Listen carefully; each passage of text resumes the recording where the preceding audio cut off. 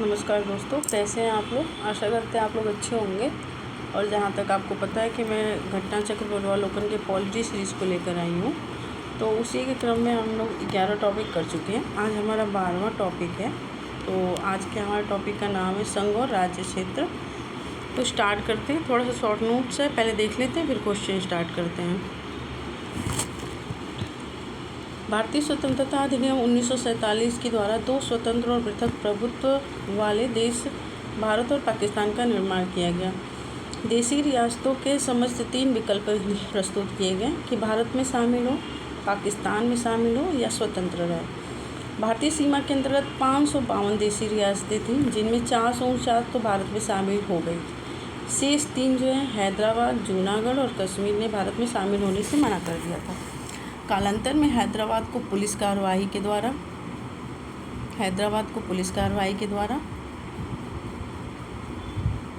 जूनागढ़ को जनमत संग्रह के द्वारा और कश्मीर को विलय पत्र के द्वारा भारतीय संघ में शामिल किया गया। भारतीय संविधान के तहत भारत संघ के राज्यों और क्षेत्रों को 4 भागों में वर्गीकृत किया गया था। भाग क में वे राज्य थे जो ब्रिटिश भारत में गवर्नर के शासन का था। भाग क में वे राज्य थे जहां ब्रिटिश भारत में गवर्नर का शासन था, जहां गवर्नर का शासन था वो राज्य थे। भाग ख में राज्य विधानमंडलों के साथ शाही शासन था। भाग ख में राज्य विधानमंडलों के साथ शाही शासन था। भाग ग में ब्रिटिश भारत के मुख्य आयुक्त का शासन था। भाग ग में ब्रिटिश भारत के मुख्य आयुक्त का शासन था। और भाग घ में अकेले अंडमान निकोबार द्वीप को रखा गया था। तो उस समय क्या हुआ था कि भारतीय संघ को 4 क्षेत्रों में वर्गीकृत किया गया था। भाग क में जो सीधे गवर्नर के शासन के अंतर्गत था वो क्षेत्र थे। भाग ख में जो राज्य विधानमंडल के साथ शाही जो शासन था, मतलब राजवाड़े थे, उनको उसमें शामिल किया गया था।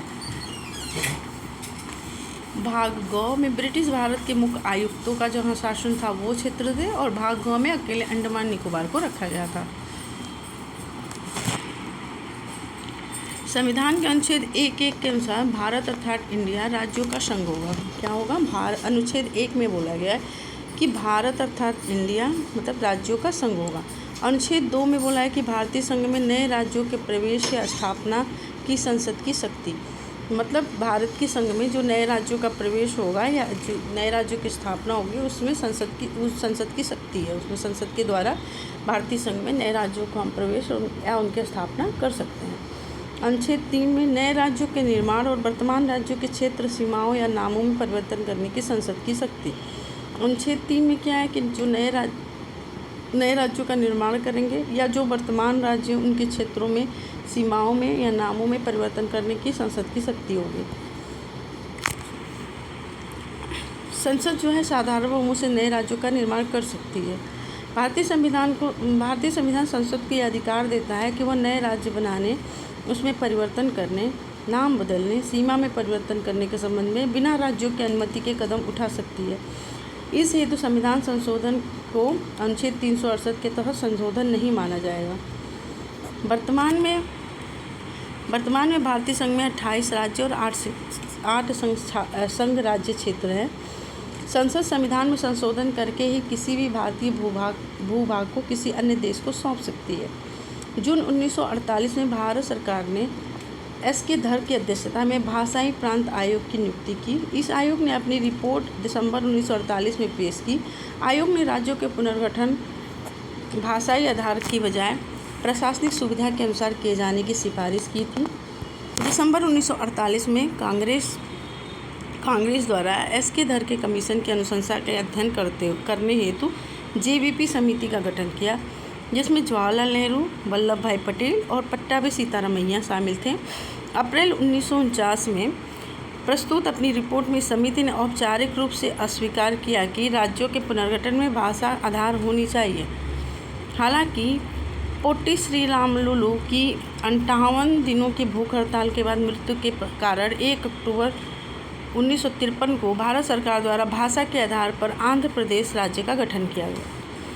पहले प्रशासनिक आयोग की गठन प्रशासनिक सुविधा के अनुसार किए आयोग का गठन हुआ था, जिसमें पहला हुआ था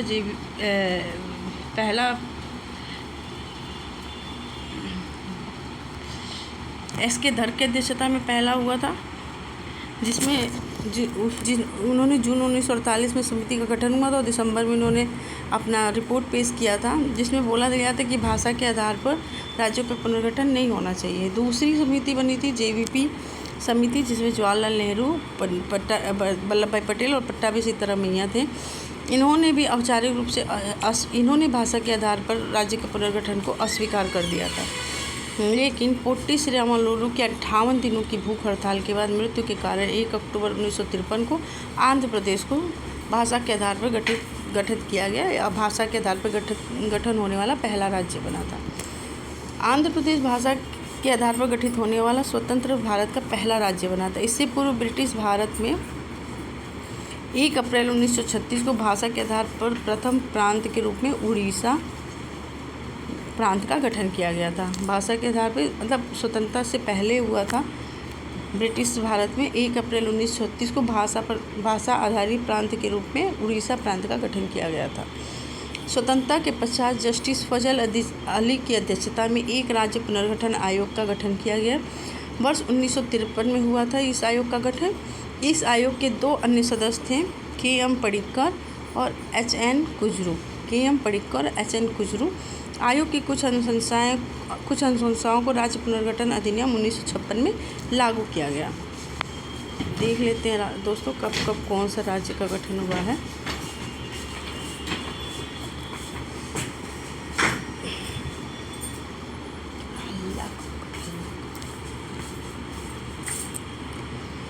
आंध्र प्रदेश 1 नवंबर 1956 को, केरल 1 नवंबर 1956 को, गुजरात और महाराष्ट्र 1 मई 1960 को, नागालैंड 1 दिसंबर 1963 को, हरियाणा 1 नवंबर 1966 को, हिमाचल प्रदेश 25 जनवरी 1971 को, मेघालय 21 जनवरी 1972 को, मणिपुर 21 जनवरी 1972 को, त्रिपुरा 21 जनवरी 1972 को। मेघालय, मणिपुर, त्रिपुरा एक साथ ही हुआ था। सिक्किम 16 मई 1975 को, मिजोरम 20 फरवरी 1987 को, अरुणाचल प्रदेश 20 फरवरी 1987। मिजोरम और अरुणाचल प्रदेश को एक साथ हुआ था। गोवा 30 मई 1987 को, छत्तीसगढ़, उत्तराखंड और झारखंड ये तीनों एक साथ हुआ था। Date changeable. छत्तीसगढ़ 1 नवंबर, उत्तराखंड 9 नवंबर और झारखंड 15 नवंबर। तेलंगाना अभी सबसे लेटेस्ट है, 2 जून 2014। मूलतः 1 अक्टूबर 1953 को आंध्र प्रदेश राज्य के रूप में गठित हुआ था। मूलतः उत्तरांचल नाम से गठित 1 जनवरी 2007 से वर्तमान नाम है। नेक्स्ट क्वेश्चन देख लेते हैं दोस्तों। क्वेश्चन देख लेते हैं इसका।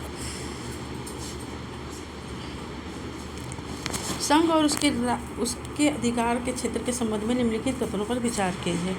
भारत 28 राज्यों और 8 संघशासित प्रदेशों से बना हुआ है, ये सही है। भारत राज्यों का एक संघ है जो एक संपूर्ण प्रभुता संपन्न समाजवादी पंथनिरपेक्ष संसदीय व्यवस्था की सरकार वाला लोकतांत्रिक गणराज्य, दोनों सही है। इसका एक्सप्लेनेशन देख लेते हैं दोस्तों। वर्तमान में भारत में 28 राज्य और 8 केंद्रशासित प्रदेश हैं, अतः प्रश्नगत कथन सही है।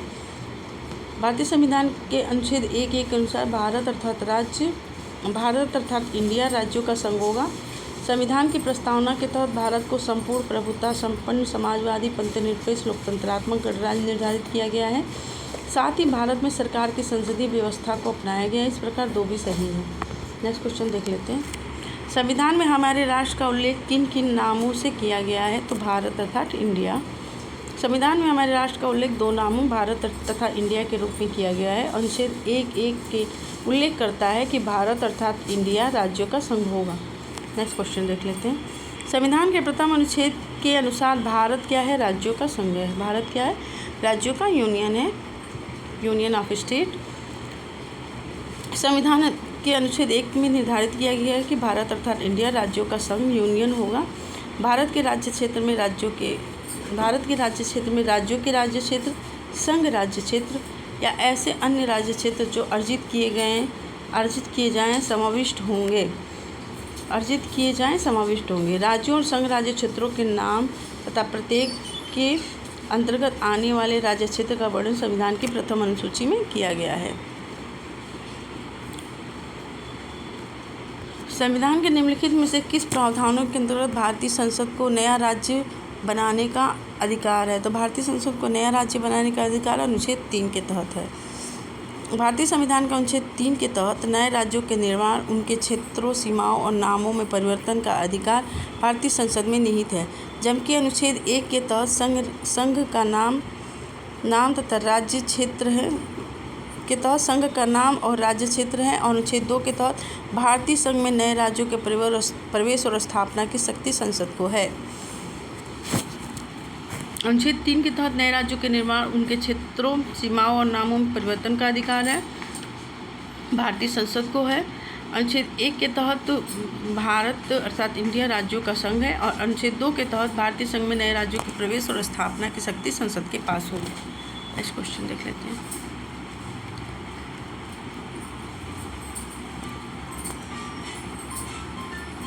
नए राज्यों के गठन की शक्ति निहित है, नए राज्यों के गठन की शक्ति निहित है संसद में।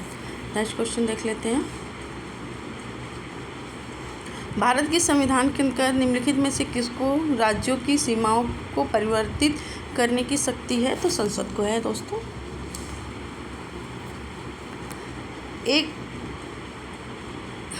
एक राज्य को संघ में सम्मिलित करने अथवा नए राज्य की स्थापना करने की कार्यपालिका शक्ति निम्नलिखित में से किसमें निहित है? तो संसद को है। भारतीय संघ के अंतर्गत किसी राज्य को मिलाने का अधिकार किसको है? तो संसद को है। नेक्स्ट क्वेश्चन देख लेते हैं। निम्नलिखित में से कौन सा कथन सत्य है तथा कौन सा कथन नए राज्यों के निर्माण के बारे में सही नहीं है? नए राज्यों के निर्माण के बारे में सही नहीं है दोस्तों। पहले ये देख लेते हैं दोस्तों कि क्या बोल रहे, सही है या नहीं है। अक्सर एग्जाम में यही गलती होती है। देख लेते हैं कौन सा सही नहीं है। संसद विधि द्वारा नए राज्य का निर्माण कर सकती है, ये सही है। इस प्रकार की विधि में संविधान की पहली अनुसूची और चौथी अनुसूची में संशोधन का प्रावधान है, ये भी सही है। इस प्रकार की विधि को अनुच्छेद 368 के प्रयोजन के लिए संविधान संशोधन समझा जाएगा, ये गलत है। साधारण संशोधन होता है। इस प्रयोजन के लिए विधेयक संसद में तब तक पुनर्स्थापित नहीं किया जा सकता जब तक इसे राज्य के विधानमंडल को निर्दिष्ट नहीं किया गया है जिसके क्षेत्र, सीमाओं और नाम पर प्रभाव पड़ता है। तो इसका 3 जो है सही नहीं है, बाकी सब सही है। एक्सप्लेनेशन देख लेते हैं। नए राज्यों के निर्माण के लिए विधि है तो अनुच्छेद 368 के तहत विशेष प्रक्रिया संविधान संशोधन नहीं अपनाई जाती है, अर्थात संसद साधारण बहुमत से नए राज्यों का निर्माण कर सकती है। संविधान के अनुच्छेद 4(2) के अनुसार इस प्रकार की विधि अनुच्छेद 368 के प्रयोजन के लिए संविधान का संशोधन नहीं समझी जाएगी। अन्य विकल्प के कथन नए राज्यों के निर्माण के संदर्भ में सही है। नेक्स्ट क्वेश्चन देख लेते हैं। एक नया राज्य बनाने के लिए संवैधानिक संशोधन के लिए कैसा बहुमत चाहिए? तो साधारण चाहिए। भारत में एक नया राज्य सृजित करने वाले विधेयक को पारित होना अनिवार्य है संसद के साधारण बहुमत से, कम से कम संसद के साधारण बहुमत से। नेक्स्ट क्वेश्चन देख लेते हैं। भारत संघ नहीं है, ये गलत है। भारत संघ है। भारत किसी भी राज्य का क्षेत्र, सीमा, नाम उसकी सहमति के बिना भी परिवर्तित करने की शक्ति संघीय संसद को प्राप्त है। ये सही है, ये सही है। आर गलत है, ये गलत है, आर सही है। इसका डी सही हो जाएगा आंसर। इसका एक्सप्लेनेशन देख लेते हैं। संविधान के अनुच्छेद 1 के अनुसार भारत राज्यों का संघ है। किसी राज्य के क्षेत्र, सीमा, नाम में परिवर्तन हेतु राज्य के विधानमंडल का विचार प्रकट करना अनुच्छेद 3 के परंतु के तहत अपेक्षित है, किंतु सामान्य नियम के रूप में इस संदर्भ में राज्य विधानमंडल के विचार संसद पर बाध्यकारी नहीं है। अतः संसद बिना राज्यों की सहमति के भी ऐसा कर सकती है। उल्लेखनीय है कि 1954 और 2019 के बीच जम्मू कश्मीर में इसका अपवाद था। इसके बाद 1954 के संविधान आदेश के द्वारा अनुच्छेद 3 में जोड़े गए द्वितीय परंतु में व्यवस्था की थी कि उस राज्य, क्षेत्र, सीमा और नाम में परिवर्तन के लिए संसद के विधेयक राज्य विधानमंडल की सहमति के बिना प्रस्तुत नहीं किया जा सकता था। ये जम्मू कश्मीर उस समय अपवाद था, लेकिन अब ये उस पर भी लागू नहीं होता है। नेक्स्ट क्वेश्चन देख लेते हैं। संवैधानिक प्रावधानों के अनुसार राज्य की सीमाओं को बदलने के लिए राज्य की सहमति आवश्यकता नहीं है।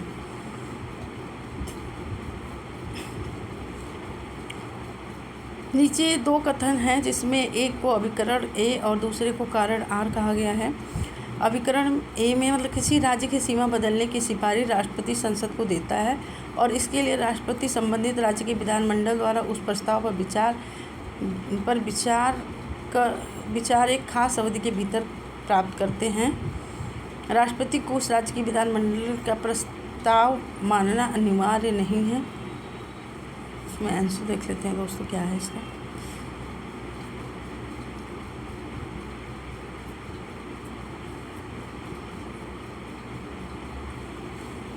इसका बी सही है।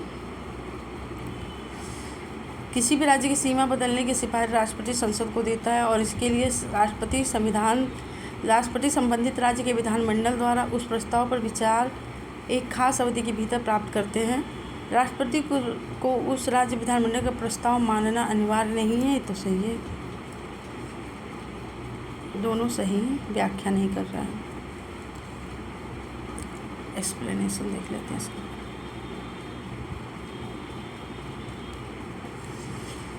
संविधान के अनुच्छेद 3 के अनुसार संसद विधि द्वारा नए राज्यों का निर्माण और वर्तमान राज्यों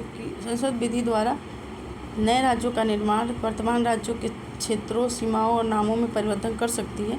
तथापि इस अनुच्छेद के परंतु के अनुसार इस प्रयोजन के लिए कोई विधेयक संसद में राष्ट्रपति की सिफारिश से ही प्रस्तुत किया जा सकता है और यदि यह विधेयक वर्तमान राज्यों में से किसी के क्षेत्र, सीमा, नाम को परिवर्तित करता है तो ऐसे विधेयक पर राष्ट्रपति संबंधित राज्य के विधानमंडल से उस प्रस्ताव पर विचार एक खास अवधि के भीतर प्राप्त करते हैं। हालांकि समय में राज्य विधानमंडल के विचार राष्ट्रपति के लिए बाध्यकारी नहीं है तथा राष्ट्रपति द्वारा निर्धारित अवधि के भीतर राज्य विधानमंडल द्वारा विचार न प्रस्तुत करने की स्थिति में उस विधेयक को संसद में प्रस्तुत किया जा सकता है। देख लेते हैं दोस्तों, वर्तमान परिवर्तन कर सकती है था। इसी अनुच्छेद के परंतु के अनुसार इस प्रयोजन के लिए कोई भी विधेयक संसद में राष्ट्रपति की सिफारिश से ही प्रस्तुत किया जाता है। यदि यह विधेयक वर्तमान राज्यों में से किसी के क्षेत्र, सीमा, नाम में परिवर्तन करता है तो ऐसे विधेयक को राष्ट्रपति संबंधित राज्य के विधानमंडल से उस प्रस्ताव पर विचार एक खास अवधि के भीतर प्राप्त करते हैं। हालांकि इस समय में राज्य विधानमंडल के विचार राष्ट्रपति के लिए बाध्यकारी नहीं है तथा राष्ट्रपति द्वारा निर्धारित अवधि के भीतर राज्य विधानमंडल द्वारा विचार न प्रस्तुत करने की स्थिति में उस विधेयक को संसद में प्रस्तुत किया जा सकता है। दोनों सही हैं लेकिन व्याख्या नहीं करता है। निम्नलिखित में से कौन से जोड़े का मिलान सही नहीं है? विधि के समक्ष समानता नागरिकों और गैर नागरिकों दोनों के लिए सुनिश्चित की गई है। ये सही है। लोक सेवाओं में अवसर की समानता केवल भारतीय नागरिकों के लिए सुनिश्चित है। किसी नए राज्य की स्थापना संसद की शक्ति, किसी राज्य का नाम बदलना राज्य नहीं, ये ही गलत है, बाकी सब सही है। एक्सप्लेनेशन देख लेते हैं। संविधान के अनुच्छेद 3 के अनुसार संसद विधि द्वारा नए राज्यों का निर्माण और वर्तमान राज्यों के क्षेत्रों, सीमाओं और नाम में परिवर्तन कर सकती है। किसी राज्य के क्षेत्र, सीमा या नाम में परिवर्तन के संदर्भ में उस राज्य के विधानमंडल का विचार प्रकट करना अनुच्छेद 3 के परंतु के तहत अपेक्षित है, परंतु इस संदर्भ में राज्य विधानमंडल के विचार सामान्य नियम के अनुरूप में संसद पर बाध्यकारी नहीं है। अतः किसी राज्य का नाम बदलने की शक्ति राज्य विधानमंडल के पास नहीं है, बल्कि यह संसद की शक्तियों में शामिल है। संविधान के अनुच्छेद 2 के तहत किसी नए राज्य की स्थापना करना संसद की शक्तियों के अंतर्गत है। भारतीय संविधान के अनुच्छेद 14 के तहत विधि की समता सभी व्यक्तियों के लिए, नागरिक और गैर नागरिक दोनों के लिए है, सुनिश्चित की गई हैं, जबकि अनुच्छेद 16 के तहत लोक सेवाओं में अवसर की समानता केवल नागरिकों के लिए सुनिश्चित की गई है। निम्नलिखित में से कौन एक नए राज्यों के निर्माण के लिए संवैधानिक उपबंध नहीं है? निम्नलिखित में से कौन एक नए राज्यों के निर्माण के लिए संवैधानिक उपबंध नहीं है? तो संवैधानिक उपबंध नहीं है। एक राज्य संघ राज्य क्षेत्र शामिल कर सकेगा, ये नहीं है। किसी राज्य का क्षेत्र बढ़ाया जा सकता है किसी राज्य का क्षेत्र घटाकर, किसी राज्य के नाम में परिवर्तन कर एक राज्य संघराज्य क्षेत्र में शामिल करेगा, ये गलत है। भारतीय संविधान के अनुच्छेद 3 के अनुसार किसी राज्य की सीमा बदलने, नए राज्य का निर्माण करने अथवा उनके नाम में परिवर्तन करने का अधिकार है केवल संसद को दिया गया है, राज्यों को अधिकार नहीं है। निम्नलिखित में से कौन सा संविधान के अनुच्छेद 3 के तहत संसद के एक कानून द्वारा संभव नहीं है? संसद के एक कानून द्वारा संभव नहीं है तो नए राज्यों का प्रवेश। अनुच्छेद 3 के तहत संसद के कानून द्वारा संभव नहीं है नए राज्यों का प्रवेश, ये अनुच्छेद 2 में है, अनुच्छेद 2 के तहत है। नए राज्यों का गठन, राज्यों की सीमाओं में परिवर्तन और राज्यों के क्षेत्रों में परिवर्तन और उनके नामों में परिवर्तन अनुच्छेद 3 के तहत है, लेकिन नए राज्यों का प्रवेश अनुच्छेद 2 में है। भारतीय संविधान के अनुच्छेद 3 के तहत नए राज्यों का निर्माण, उनके क्षेत्रों, सीमाओं और नामों में परिवर्तन की शक्ति संसद को है। अनुच्छेद 2 के तहत संसद विधि द्वारा भारतीय संघ में नए राज्यों का प्रवेश या उसकी स्थापना करा सकती है। निम्नलिखित कथनों पर विचार कीजिए तथा दिए गए कोटों की सहायता से बताइए कि इनमें से कौन सा सही है। संविधान में यूनियन ऑफ स्टेट शब्द प्रयुक्त हुआ है क्योंकि भारतीय राज्यों को अलग होने का अधिकार नहीं है, एकदम सही है। एस के धर आयोग ने राज्यों के पुनर्गठन हेतु भाषा के आधार की अपेक्षा प्रशासनिक सुविधा को वरीयता दी थी, ये भी सही है। पंडित नेहरू, सरदार पटेल और पट्टाभी सिद्धरामैया की अध्यक्षता में कांग्रेस कमेटी राज्यों के पुनर्गठन में भाषाई आधार के पक्ष में नहीं थे, ये भी सही है। तीनों सही हैं दोस्तों। एक्सप्लेनेशन देख लेते हैं। डॉक्टर अम्बेडकर के शब्दों में प्रयुक्त यूनियन ऑफ स्टेट शब्द का अर्थ है संघ राज्य। समझौतों का परिणाम नहीं होने के कारण किसी भी राज्य को संघ से विलग होने का अधिकार नहीं है। एस के धर आयोग 1948 ने भाषाई आधार पर राज्यों के पुनर्गठन का विरोध करते हुए इस संदर्भ में प्रशासनिक सुविधा को वरीयता दी थी। 1948 में गठित पंडित नेहरू, वल्लभ भाई पटेल और पट्टाभी सीतारामैया की अध्यक्षता में जेवीपी कमेटी ने 19 अप्रैल 1949 में प्रस्तुत अपनी प्रस्तुतियों में राज्यों के पुनर्गठन में भाषाई आधार को अस्वीकृत कर दिया था। नेक्स्ट क्वेश्चन देख लेते हैं। भारतीय संघात्मक व्यवस्था के संदर्भ में निम्नलिखित में से कौन सा कथन सही है? भारतीय संविधान के अंतर्गत राज्यों को संघ से अलग होने का अधिकार नहीं है, एकदम सही है दोस्तों। अलग होने की मात्र वकालत करने पर अभिव्यक्ति की स्वतंत्रता की सुरक्षा मिलेगी, केवल एक सही है। एक्सप्लेनेशन देख लेते हैं। भारतीय संविधान के तहत राज्यों के संघ की स्थापना की गई है। भारतीय संविधान के तहत राज्यों के संघ की स्थापना की गई है जिसमें राज्यों को संघ से अलग होने का अधिकार नहीं है। संघीय संसद ही संघ में नए राज्यों के प्रवेश या उनकी स्थापना कर सकती है तथा राज्यों के क्षेत्र, सीमाओं या नामों में परिवर्तन कर सकती है, अर्थात राज्यों के भागों को अलग कर मिलाकर नए राज्य का निर्माण कर सकती है, परंतु संविधान के तहत किसी राज्य को संघ से पृथक हो सकने या करने का अधिकार नहीं है। इस प्रकार कथन ये सही है। संसद जो है संघ में नए राज्यों का प्रवेश कर सकती है, स्थापना कर सकती है, राज्यों के क्षेत्र की सीमाओं में परिवर्तन, नामों में परिवर्तन कर सकती है, राज्यों के भागों को अलग करके मिलाकर नए राज्य का निर्माण कर सकती है, परंतु किसी भी तरह राज्य को संघ से पृथक होने का अधिकार नहीं है। संविधान 19(1) क के तहत सभी नागरिकों को वाक और अभिव्यक्ति की स्वतंत्रता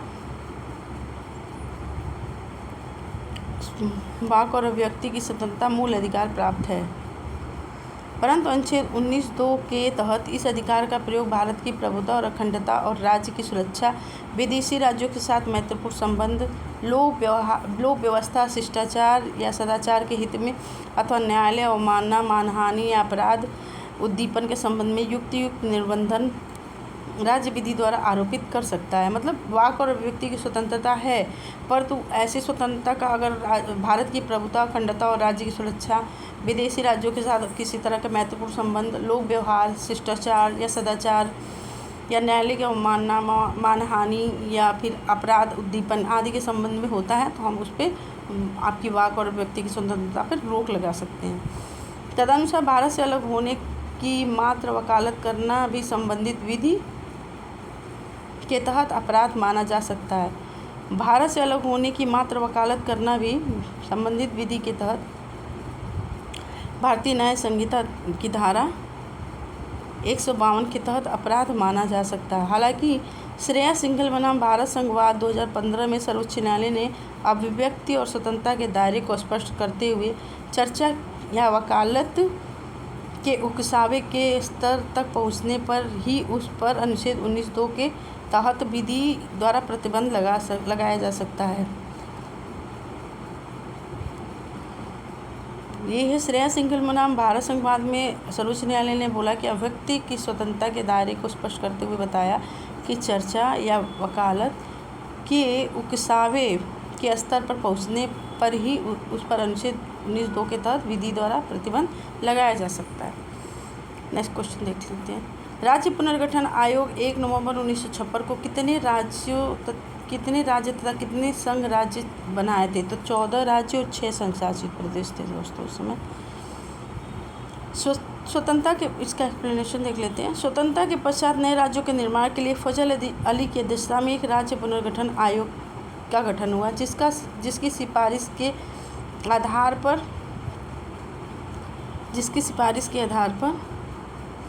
1956 में राज्य पुनर्गठन अधिनियम द्वारा 14 राज्य और 6 केंद्रशासित प्रदेश स्थापित किए गए थे।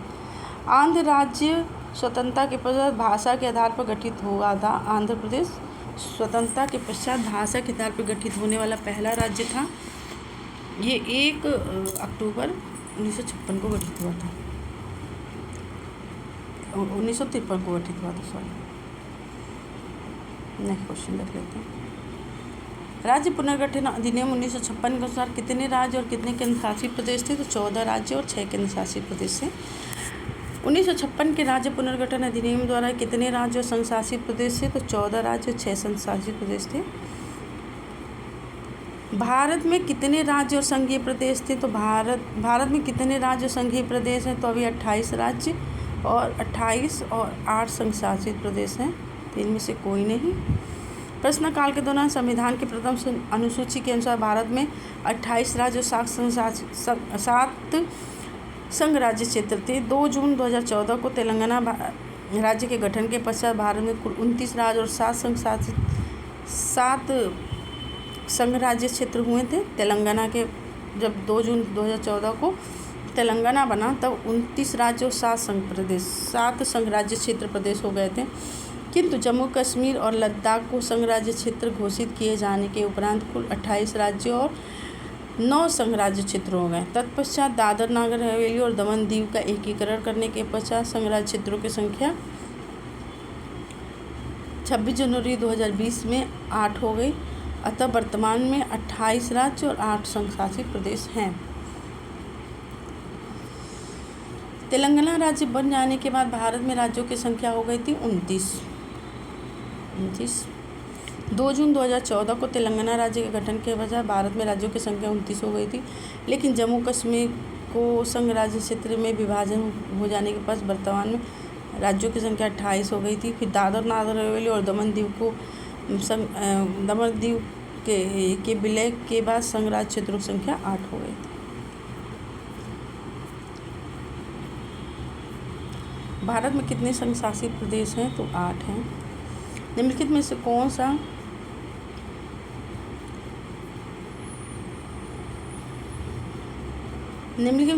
सा संघ राज्य क्षेत्र नहीं है? तो गोवा नहीं है, गोवा राज्य है। भारत के संविधान की पहली अनुसूची में राज्यों और संघ राज्य क्षेत्रों का उल्लेख है। इस अनुसूची में गोवा राज्यों के अंतर्गत, जबकि शेष विकल्प संघ राज्य क्षेत्रों के अंतर्गत आता है। 26 जनवरी 2020 में से दादर और नागर हवेली और दमन दीव एक ही संघ राज्य क्षेत्र हो गए हैं। दिल्ली क्या है? एक केंद्र शासित प्रदेश है। दिल्ली एक केंद्र शासित प्रदेश है। प्रथम अनुसूची के अनुसार दिल्ली केंद्र शासित प्रदेश है। किस संविधान संशोधन द्वारा दिल्ली को राष्ट्रीय राजधानी क्षेत्र का दर्जा दिया गया था? तो 69वां संविधान संशोधन द्वारा 69 संविधान संशोधन अधिनियम 1991 के द्वारा देश की राजधानी दिल्ली को संघ राज्य क्षेत्र की श्रेणी में कायम करते हुए इसके लिए एक विधानसभा और मंत्रिपरिषद का उपबंध किया गया। साथ ही संविधान के अनुच्छेद 239 क के तहत संघ राज्य क्षेत्र दिल्ली और संघ राज्य क्षेत्र का दिल्ली राष्ट्रीय राजधानी राज्य एनसीटी का दर्जा दिया गया था। 239 क के तहत संघ राज्य क्षेत्र को दिल्ली राष्ट्रीय राजधानी राज्य क्षेत्र का दर्जा दिया गया था। निम्नलिखित केंद्र शासित प्रदेशों को उनके बनने के क्रम के साथ मिलान कीजिए।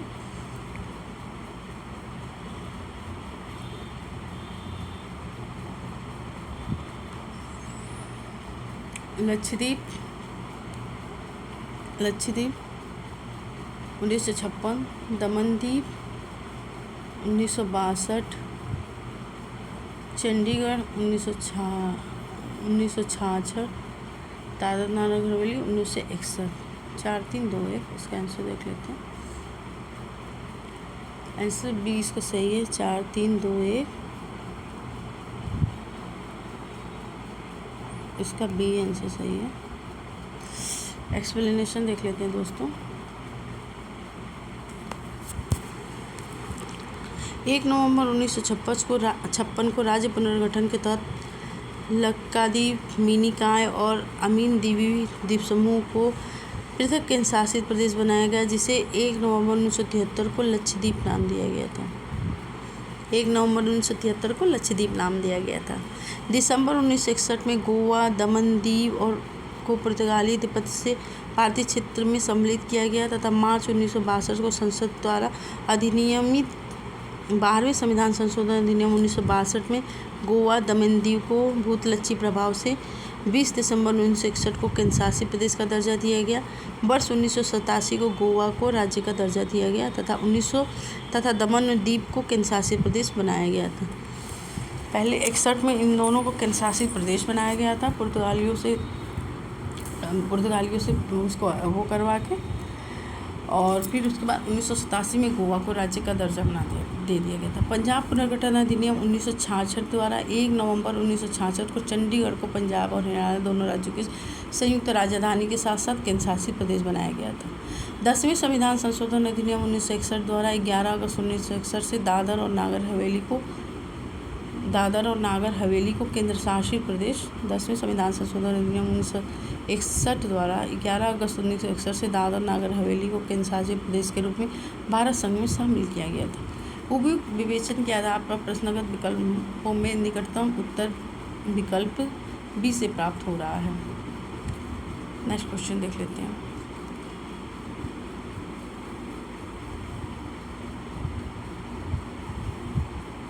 भारत के संविधान के अनुच्छेद 240 के अंतर्गत कुछ संघ राज्य क्षेत्रों के लिए विनिमय बनाने की राष्ट्रपति की शक्ति के संदर्भ में निम्नलिखित में से कौन सा युग्म सही सुमेलित नहीं है? कौन सा सही सुमेलित नहीं है? ये थोड़ा अलग टाइप से क्वेश्चन होता है दोस्तों। ये राजस्थान पीएससी में इस तरह के क्वेश्चन पूछे जाते हैं, बड़ा डीप है। 240 1 क के तहत अंडमान निकोबार द्वीप समूह, 1 ख के लक्षद्वीप, ग के तहत दमनदीप, घ के तहत पांडुचेरी, ये गलत है। नेक्स्ट क्वेश्चन, इसका एक्सप्लेनेशन दे देते हैं। प्रश्नकाल के दौरान स्थिति यह थी कि भारतीय संविधान के अनुच्छेद 240 कुछ संघ राज्य क्षेत्रों के विनिमय बनाने की शक्ति राष्ट्रपति की शक्ति के अनुसार 240 1 क के तहत अंडमान निकोबार, 240 1 ख के तहत लक्षद्वीप, 240 1 ग के तहत अंडमान निकोबार दादर नागर हवेली 240 1 घ के तहत दमनदीव और 240 1 अंग के तहत पुडुचेरी। 1 अंग के तहत है पुडुचेरी और 1 ख के तहत है दमन एंड दीव। नेक्स्ट क्वेश्चन देख लेते हैं दोस्तों।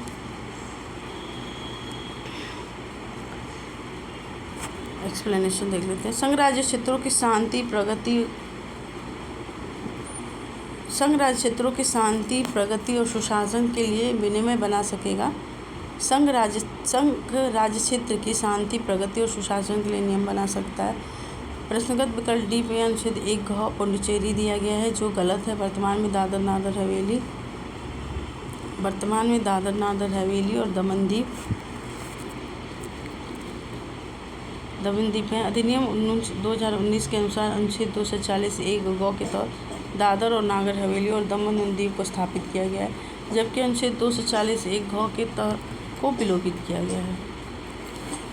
राष्ट्रपति के पास निम्नलिखित में से किस पर विनिमय बनाने की शक्ति है? तो राष्ट्रपति के पास दादर नागर हवेली, दमन दीव और पुडुचेरी।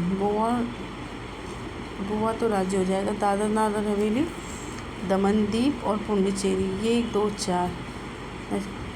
संविधान के 240 के अनुच्छेद 240 के तहत राष्ट्रपति को अंडमान निकोबार, लक्षद्वीप, दादर नागर हवेली, दमन दीव तथा पुडुचेरी संघ राज्य क्षेत्र की शांति, प्रगति, सुशासन के लिए विनिमय बना सकने की शक्ति है। पुडुचेरी संघ राज्य क्षेत्र के विधानसभा के भंग होने या निलंबित रहने की स्थिति में राष्ट्रपति वहाँ के लिए ऐसे विनियम बना सकता है। साथ ही राष्ट्रपति जम्मू कश्मीर राज्य पुनर्गठन अधिनियम 2019 की धारा 58 के तहत लद्दाख संघ राज्य क्षेत्रों के लिए भी संविधान के अनुच्छेद 240 के तहत नियम बना सकते हैं। गोवा दमन द्वीप पहले ही संघ राज्य क्षेत्र थे, परंतु 1987 में गोवा को पूर्ण राज्य का दर्जा प्राप्त किया गया है। तदनुसार अब गोवा के संदर्भ में विनिमय बनाने की शक्ति राष्ट्रपति के पास नहीं है। निम्नलिखित कथनों में से कौन सा कथन गलत है? गोवा 1987 में पूर्ण राज्य का दर्जा प्राप्त हुआ था, एकदम सही है। दीव खंबात की खाड़ी में एक टापू है, ये भी सही है। दमन और दीव को भारतीय संविधान के 56वें संविधान संशोधन द्वारा गोवा से अलग किया गया था, ये भी सही है। दादर और नागर हवेली को 1954 में फ्रांसीसी औपनिवेशिक शासन के अंतर्गत था, तो ये गलत है। पुर्तगाली थे सब, पुर्तगाली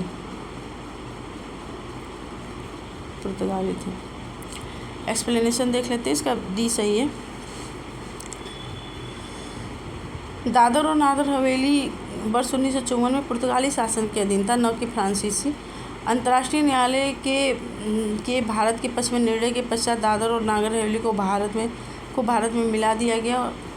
नेक्स्ट क्वेश्चन देखते हैं। सिक्किम एक नया राज्य बना था, ये बना था 36वें संविधान संशोधन द्वारा। एक्सप्लेनेशन देख लेते हैं। संविधान के 35वें संशोधन 1954 के तहत सिक्किम को भारतीय संघ में स्वराज्य का दर्जा प्राप्त हुआ था, जबकि 36वें संविधान संशोधन अधिनियम 1975 द्वारा सिक्किम को भारतीय संघ में 22वें राज्य के रूप में शामिल किया गया तथा अनुच्छेद 371 के तहत सिक्किम राज्य के संबंध में विशेष उपबंध किए गए। नेक्स्ट क्वेश्चन देख लेते हैं। निम्नलिखित कौन से कथन सिक्किम के संबंध में सही नहीं है? सही है, नीचे दिए गए से सही उत्तर चुनिए। 1975 में भारत का अभिन्न अंग बन गया था, सही है। कौन सा कथन सही है? सॉरी दोस्तों,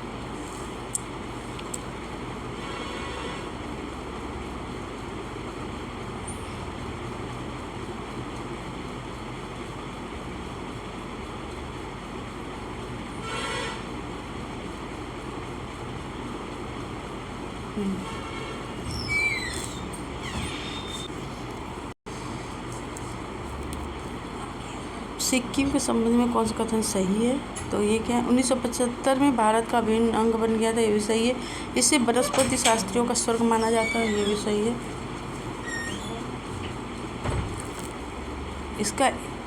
इसके मूल निवासी लेप्चा लोग हैं, ये भी सही है। 1, 2, 3 तीनों सही है। 36वें संविधान संशोधन अधिनियम 1975 के तहत सिक्किम को पूर्ण राज्य का दर्जा प्राप्त होते हुए भारत का अभिन्न अंग बना लिया गया था। इसे वनस्पति शास्त्रियों का स्वर्ग माना जाता है, क्योंकि यह पूर्वी हिमालय के हॉटस्पॉट क्षेत्रों में आता है जो जैव विविधता से परिपूर्ण है। यहाँ के मूल निवासी लेप्चा जनजाति के लोग हैं। भुटिया और नेपाली लोग यहाँ बाहर से आकर बसे हुए समुदाय हैं। सिक्किम भारत का एक राज्य बनाया गया था 35वें संविधान संशोधन। 35वें संविधान संशोधन द्वारा स्वराज्य बना था और 36वें संविधान संशोधन द्वारा पूर्ण राज्य बन गया था। सहयुक्त राज्य बना था, एसोसिएट स्टेट। 36वें संविधान संशोधन 1975 द्वारा सिक्किम को पूर्ण राज्य का दर्जा मिल गया था, 22वां राज्य बना था। सिक्किम भारतीय संघ का पूर्ण राज्य बना था 1975 में। 36वें संविधान संशोधन 22वां राज्य बना था। भारतीय संविधान निम्नलिखित संविधान संशोधनों में से किसके द्वारा सिक्किम को विधिवत भारत संघ में एक पूर्ण राज्य के रूप में शामिल किया गया था? तो ये 36वें संविधान संशोधन द्वारा। नेक्स्ट क्वेश्चन देख लेते हैं। निम्न में से किस एक संवैधानिक संशोधन द्वारा मिजोरम को भारत का दर्जा मिला था? तो मिजोरम को भारत का दर्जा मिला था, मिजोरम को राज्य का दर्जा मिला था 53वें संविधान संशोधन द्वारा। 53वें संविधान संशोधन 1986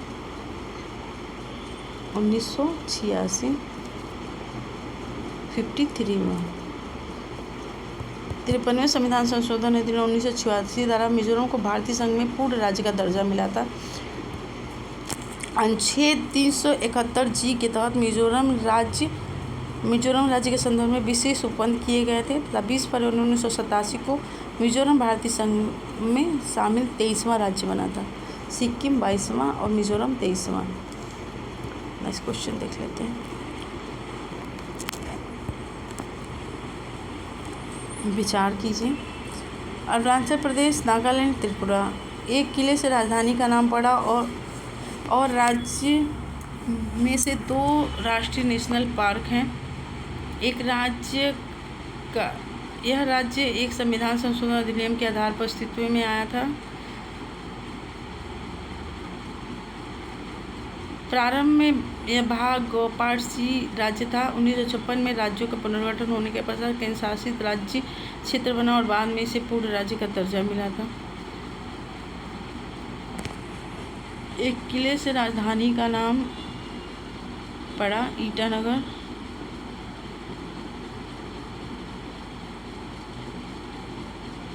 राज्य में 2 राष्ट्रीय नेशनल पार्क सही है, नियम के आधार पर अस्तित्व में आया। दोनों सही, 2 सही हैं सर, इसमें बी सही है, 2 सही हैं। आते ईटानगर। अरुणाचल प्रदेश की राजधानी ईटानगर, इसका नाम ईटा किला ईटा फोर्ट पर रखा गया था। ईंटों का किला के अर्थ वाला ऐतिहासिक किला है। नवीनतम अधिकृत आंकड़ों के अनुसार अरुणाचल प्रदेश में 2 ही राष्ट्रीय उद्यान हैं, नामदफा राष्ट्रीय उद्यान और मौलिंग राष्ट्रीय उद्यान। नामदफा और मौलिंग। नागालैंड राज्य अस्तित्व में एक सामान्य संसदीय अधिनियम से आया, न कि संविधान संशोधन अधिनियम के द्वारा।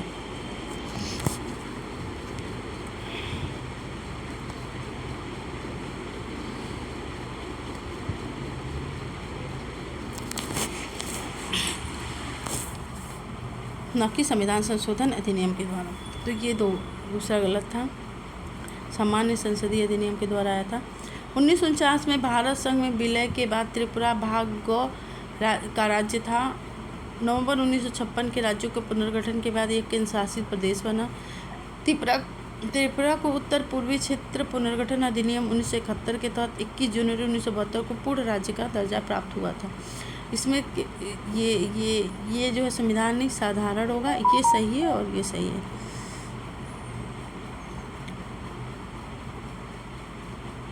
बिहार को काटकर एक पृथक वनांचल राज्य का बनना संभव है, इनमें से कोई नहीं। बिहार विधानसभा में कानून पारित करके गलत। राज्यपाल के अध्यादेश द्वारा गलत। संवैधानिक औपचारिकता को समाप्त करके गलत। ये संसद कर सकती है। राज्यों के निर्माण करने का अधिकार अनुच्छेद 3 के तहत संसद का है, अतः बिहार को काटकर पृथक वनांचल राज्य बनाना संसद के प्रावधानों के द्वारा ही संभव है। नेक्स्ट क्वेश्चन देख लेते हैं। निम्नलिखित राज्यों के गठन पर विचार कीजिए तथा इसके कानून क्रम में व्यवस्थित कीजिए। तो कब ये गठित हुआ और कब ये हुआ, इसका क्रम बनाना है। तो ये गोवा जो है 1987 में हुआ है, गोवा 1987 में, हरियाणा 1966, तेलंगाना 2014,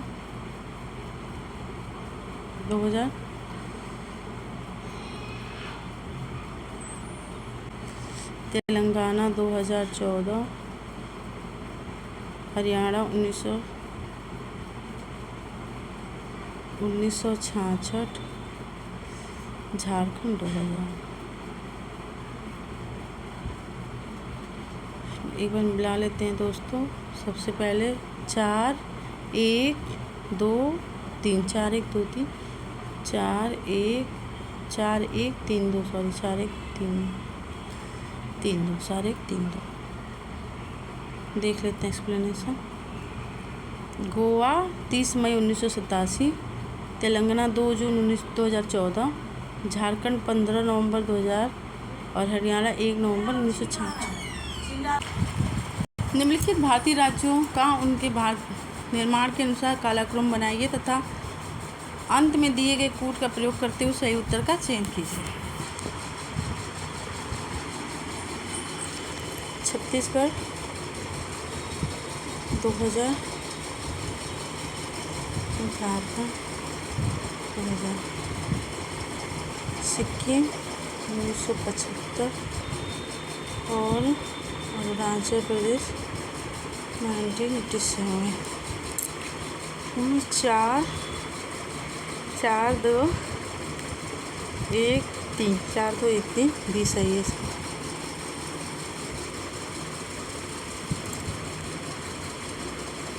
देख लेते हैं दोस्तों इसका। आंध्र प्रदेश 1956 1 नवंबर, राजस्थान 1956 1 नवंबर। आंध्र प्रदेश और राजस्थान एक साथ हुआ है। महाराष्ट्र 1960, नागालैंड 1963, हरियाणा 1966, हिमाचल 1971, मेघालय 72, सिक्किम 1975, अरुणाचल प्रदेश 87, छत्तीसगढ़ 1 नवंबर 2000, उत्तराखंड 9 नवंबर 2000 और झारखंड 15 नवंबर 2000। नेक्स्ट क्वेश्चन देख लेते हैं दोस्तों। नीचे दिए गए राज्यों को भारत संघ के संपूर्ण राज्य का दर्जा प्राप्त होने का सही कालानुक्रम कौन सा है? तो सही क्रम हो जाएगा, ये होगा नागालैंड 63, 66, 75, 87। नागालैंड हो जाएगा 1963, हरियाणा 66, सिक्किम 75 और अरुणाचल प्रदेश 1987। इसका बी सही हो जाएगा दोस्तों। यहाँ से एक बार देख भी लेते हैं। नागालैंड 63, हरियाणा 66, सिक्किम 75 और अरुणाचल प्रदेश 87। नेक्स्ट क्वेश्चन देख लेते हैं। छत्तीसगढ़ राज्य का स्वरूप हुआ था 1 नवंबर 2000 को। उत्तराखंड 9 नवंबर 2000 को। 9 नवंबर 2000 को उत्तराखंड। किस वर्ष झारखंड अस्तित्व में आया था? तो ये 2000 को 15 नवंबर 2000 को झारखंड अस्तित्व में आया था।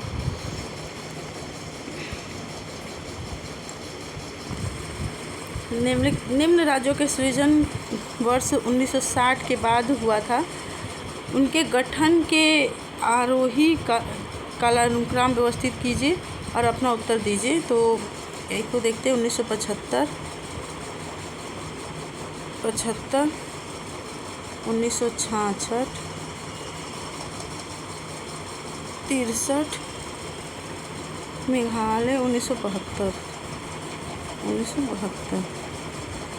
तो सी हो जाएगा 3, 63, 66, फिर 72 और 75। ये हो जाएगा। नेक्स्ट क्वेश्चन देख लेते हैं। भारत के निम्नलिखित राज्यों को बनने का सही क्रम से पहचान कीजिए। तो 1953 या 53, हिमाचल प्रदेश 1971, सिक्किम 1975, हरियाणा 1966। तो हो जाएगा 1 3 2 4 आंसर हो जाएगा। नेक्स्ट क्वेश्चन देख लेते हैं। राज्यों के निर्माण का सही क्रम क्या है? तो नागालैंड 63, मेघालय 72, सिक्किम 75, अरुणाचल 87। एक ही सही है दोस्तों इसको। नागालैंड 63, ये 1963, 72, 75, 1972, 1975, 1987।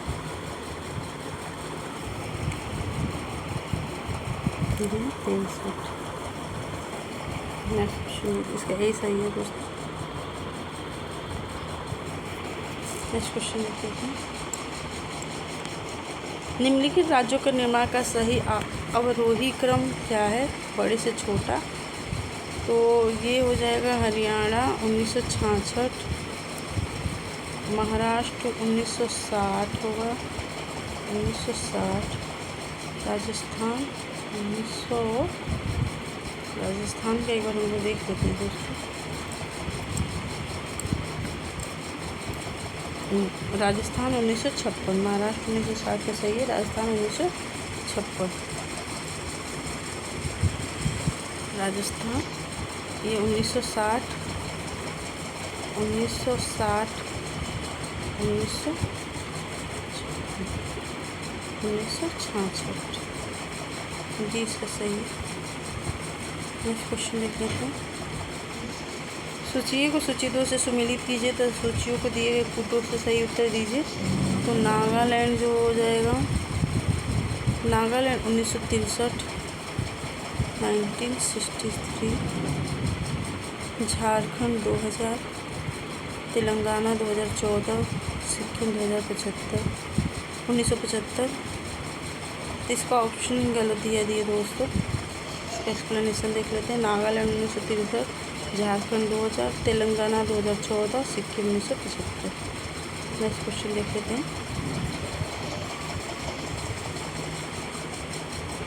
भारत के निम्नलिखित राज्यों का गठन पर विचार कीजिए तथा इन्हें भारत के सबसे पहले से लेकर आखिरी तक के सही कालक्रम में व्यवस्थित कीजिए। तो सबसे पहले 1963, सिक्किम 75, अरुणाचल प्रदेश 1987, पंजाब 1960 या 66,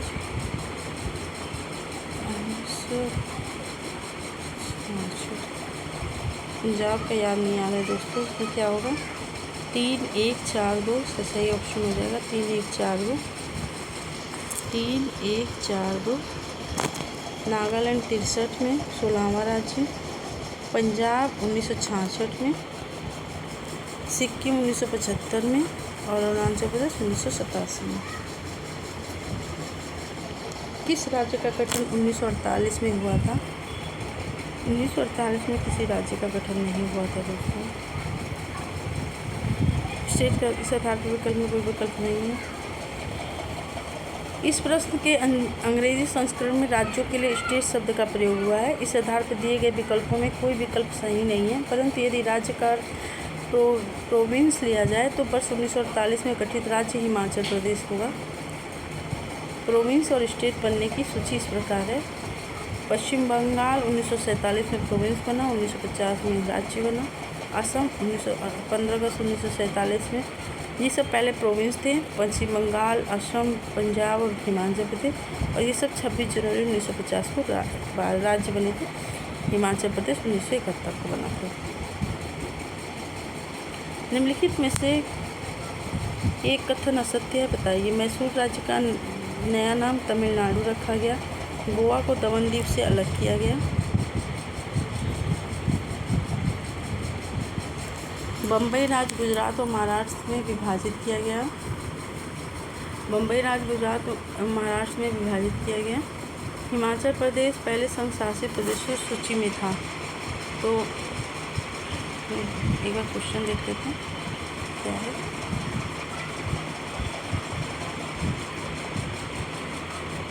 कौन सा कथन असत्य है? तो असत्य इसका एक ही है। मैसूर राज्य का नया नाम तमिलनाडु रखा गया, यही असत्य है। बाकी सब सही है। गोवा दमनदीप से अलग किया गया था गोवा को, और उसके बाद बम्बई राज्य गुजरात और महाराष्ट्र में विभाजित किया गया था। हिमाचल प्रदेश पहले संघ शासित प्रदेश था। एक्सप्लेनेशन पढ़ लेते। मैसूर राज्य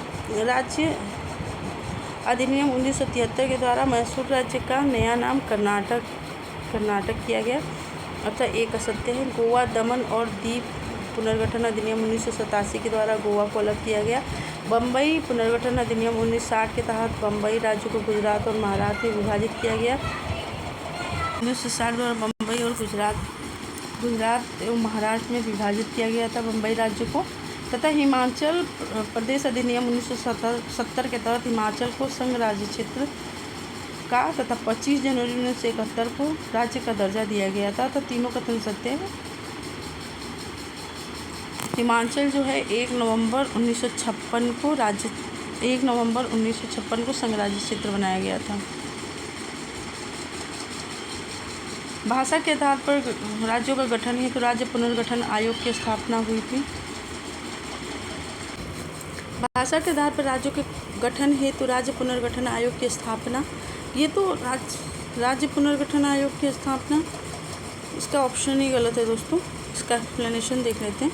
राज्य पुनर्गठन आयोग की स्थापना 29 दिसंबर 1953 को की गई, जिसने अपनी रिपोर्ट 30 सितंबर 1955 को सौंपी। आयोग के अध्यक्ष जस्टिस फजल अली थे और अन्य 2 सदस्य हृदयनाथ कुंजरू और M.K. पणिक्कर थे। अतः मतलब इसका विकल्प कोई सही नहीं है दोस्तों।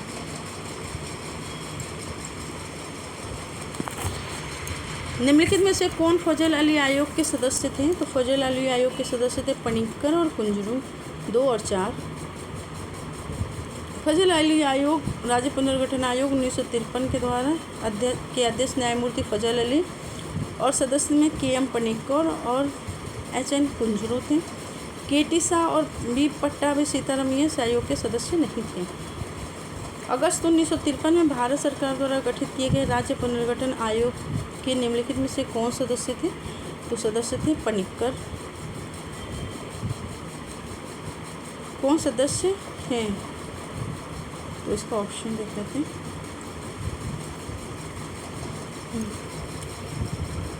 पणिक्कर, फजल अली और कुंजरू। नेक्स्ट क्वेश्चन देख लेते हैं। राज्य पुनर्गठन अधिनियम 1953 में बने जिस पुनर्गठन आयोग की सिफारिश को स्वीकार किया गया था उनमें निम्न में से कौन सा शामिल नहीं थे? तो कौन शामिल नहीं थे? पट्टाभी सीतारामैया नहीं थे। नेक्स्ट क्वेश्चन देख लेते हैं। आज़ादी के बाद भारत के भाषा के आधार पर भारत के राज्यों का पुनर्गठन किस वर्ष हुआ था? तो 1956 में। राज्य पुनर्गठन अधिनियम 1956 द्वारा भाषाई आधार पर राज्यों का पुनर्गठन 1956 में किया गया था। विदित हो कि स्वतंत्र भारत में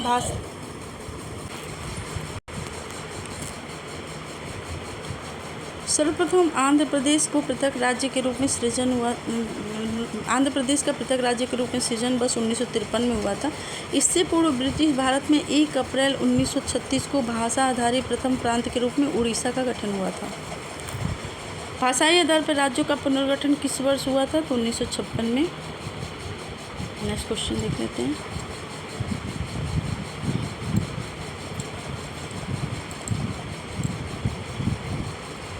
भाषाई आधार पर सर्वप्रथम किस राज्य का गठन हुआ था? तो आंध्र प्रदेश का 1956। निम्नलिखित में से कौन सा भारत में प्रथम भाषा के आधार पर प्रथम राज्य बना था? तो आंध्र प्रदेश बना था।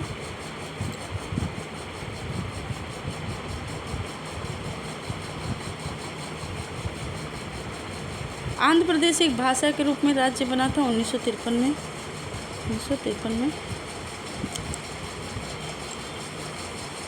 राज्य पुनर्गठन आयोग 1953 के संदर्भ में निम्नलिखित कथनों पर विचार करते हुए सही विकल्प चुनिए। जस्टिस फजल अली, M. पणिक्कर और हृदयनाथ कुंजरू इसके राज्य पुनर्गठन आयोग 1953 के संदर्भ में इसका विचार कीजिए कि जस्टिस फजल अली, M. पणिक्कर और हृदयनाथ कुंजरू इसके सदस्य थे। सही है। आयोग ने बम्बई और पंजाब के विभाजन का समर्थन किया था। ये भी सही है। नहीं, बम्बई और पंजाब के विभाजन का समर्थन नहीं किया था। संसद में पास राज्य पुनर्गठन कानून 1956 के तहत 14 राज्य और 6 केंद्रशासित प्रदेश बनाए गए थे। तो 1 और 3 सही है। 1 और 3 सही है। तो इसका ऑप्शन डी हो जाएगा। इसका एक्सप्लेनेशन देख लेते हैं। 29 दिसंबर 1953 को भारत सरकार ने राज्यों की सीमाओं में पुनर्गठन की सिफारिश करने के लिए राज्य पुनर्गठन आयोग का गठन किया था। इस आयोग की सिफारिश के आधार पर संसद द्वारा अधिनियमित राज्य पुनर्गठन अधिनियम 1956 के तहत 1956 में 14 राज्य और 6 केंद्रशासित प्रदेश बनाए गए थे। जस्टिस फजल अली, एम पनिक्कर और हृदयनाथ कुंजरू राज्य पुनर्गठन आयोग के सदस्य थे। आयोग ने बम्बई और पंजाब के विभाजन का समर्थन नहीं किया था। नेक्स्ट क्वेश्चन देख लेते हैं। भारत में राज्य पुनर्गठन आयोग की संस्तुति के आधार पर राज्यों का पुनर्गठन किस वर्ष हुआ था? तो 1956 में। नेक्स्ट क्वेश्चन देख लेते हैं।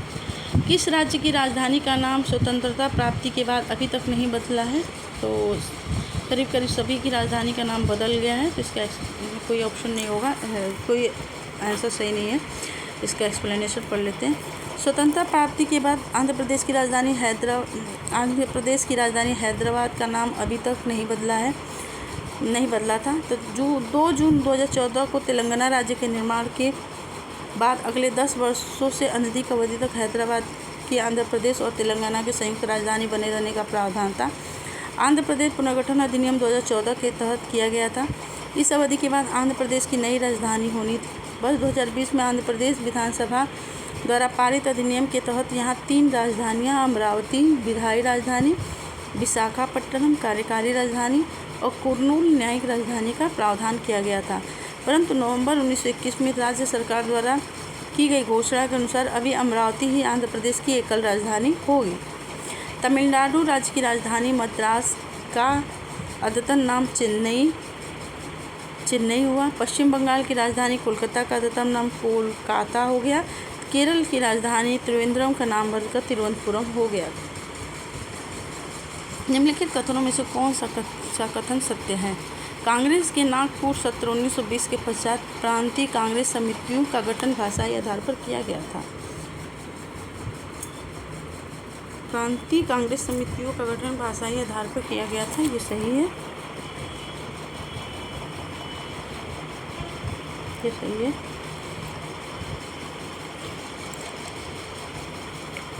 1948 में कांग्रेस ने भाषाई आधार पर प्रांतों के गठन की मांग को अस्वीकार कर दिया था। ये और दोनों सही है। भारतीय राष्ट्रीय कांग्रेस के 35वां अधिवेशन 1920 में नागपुर के वीर राघवाचारी की अध्यक्षता में हुआ था। इसी अधिवेशन के पश्चात प्रांतीय कांग्रेस समितियों का गठन भाषाई आधार पर किया गया था। भारत की आज़ादी के बाद 1948 में संविधान सभा के एस.के. धर के नेतृत्व में आयोग की नियुक्ति हुई। इस आयोग ने भाषा के आधार पर राज्यों के पुनर्गठन को नकार दिया तथा 1948 में कांग्रेस द्वारा इस आयोग की संस्तुतियों पर विचार करने हेतु जवाहरलाल नेहरू, वल्लभ भाई पटेल और पट्टाभी सीतारामैया की अध्यक्षता में 3 सदस्यीय JVP समिति का गठन किया गया, जिसने अप्रैल 1949 में अपनी रिपोर्ट प्रस्तुत की, जिसमें भाषा के आधार पर राज्यों के गठन की मांग को अस्वीकार कर दिया गया था। तो दोस्तों, आज का टॉपिक हमारा यहीं ख़त्म होता है। मिलते हैं नेक्स्ट टॉपिक नागरिकता में। तब तक आप लोग मन लगा के पढ़ाई कीजिए। नमस्कार, बाय बाय।